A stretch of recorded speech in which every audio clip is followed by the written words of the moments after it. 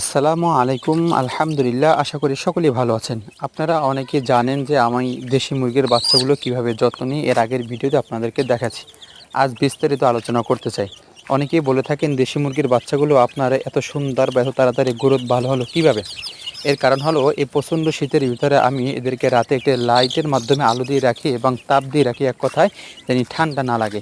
যদি আপনার বাচ্চাগুলো ঠান্ডা লেগে যায় তাহলে এই শীতের ভিতরে আপনার বাচ্চাগুলো দ্রুত মারা যাওয়ার একটা সংখ্যা বেশি থাকে এবং বাচ্চার গ্রোথ ভালো হতে চায় না এবং অসুস্থ হয়ে মারা যাওয়ার সম্ভাবনাটাই বেশি থাকে।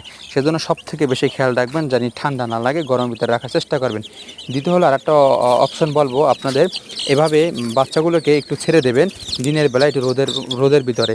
এখানে বাচ্চাগুলো কত সুন্দর দৌড়াদৌড়ি করতেছে, উন্মুক্তভাবে রয়েছে এবং ছালাছালি করতেছে। বলাই আছে যে জাতের পেশা এভাবে, তাহলে ওদের হলে ছালাছালি দৌড়াদৌড়ি করে, এভাবে যদি রাখেন তাহলে আপনাদের মুরগির বাচ্চাগুলো দ্রুত সুস্থ থাকবে।